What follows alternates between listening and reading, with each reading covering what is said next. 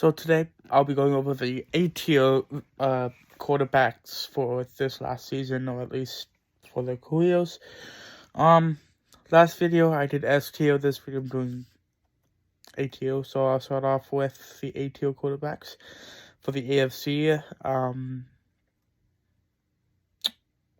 thing that I was thinking about for A-tier is Josh Allen. Of course, he's on his third year, I think. So has talented receiving core, talented quarterback. The reason why I didn't put him in S tier is because he's kind of inconsistent with his games. I know he lost like 6-9 against Jacksonville this past season. That's why I don't really put him in S tier, because Jacksonville is not a good team. And I know, you don't win every game, but, he didn't even score a touchdown that game, which was So the next A-tier quarterback I have is Joe Burrow. Yeah, he went to the Super Bowl this past year. He played his first full season because he was injured the year before. And he has a really good receiving core. The only thing the Bengals need to fix is their offensive line. I really do think then they could be Super Bowl contending teams. And then the next quarterback I think that is A-tier is Deshaun Watson.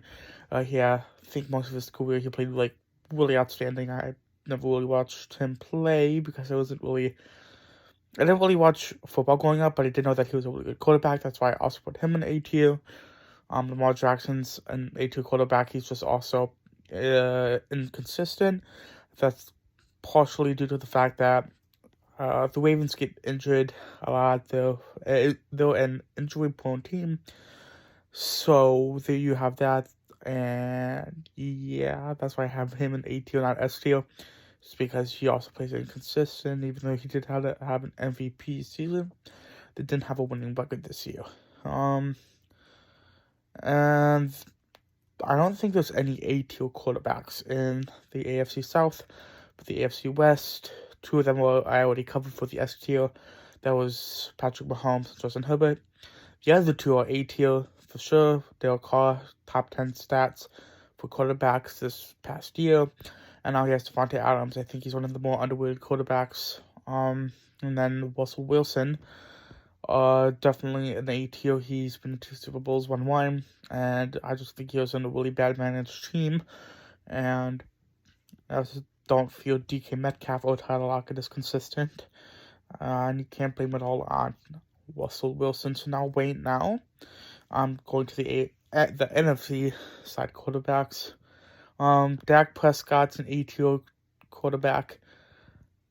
Kind of thinking he's more B-tier, but, he's been to the playoffs a lot. He's put up great stats. I have to put him A-tier because he's considered a top 10 quarterback. That's it for the NFC East. Jalen Hurts is not that good. Carson Wentz not that good. Of course, Daniel Jones isn't. I'm actually gonna put Kirk Cousins at A-tier because I'm gonna put him B-tier. I'm gonna save that for the next video. Matt Ryan's B-tier. I'll save that for next video.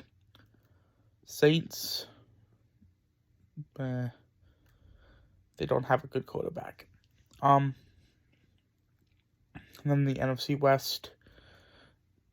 2 of the 4 teams I think have an A-tier quarterback. That being the Rams. Matthew Stafford's obviously an A-tier. He doesn't put up like top 5 stats, but he won a Super Bowl this past year, and I think that's more so like Tom Brady. Even though Tom Brady's more successful, they built a team more so around Matthew Stafford, and that's why he won. Matthew Stafford isn't the best quarterback, but they did build, obviously, the best team around him. Had a top 5 defense, one of the best receiving cores, a really good O-line.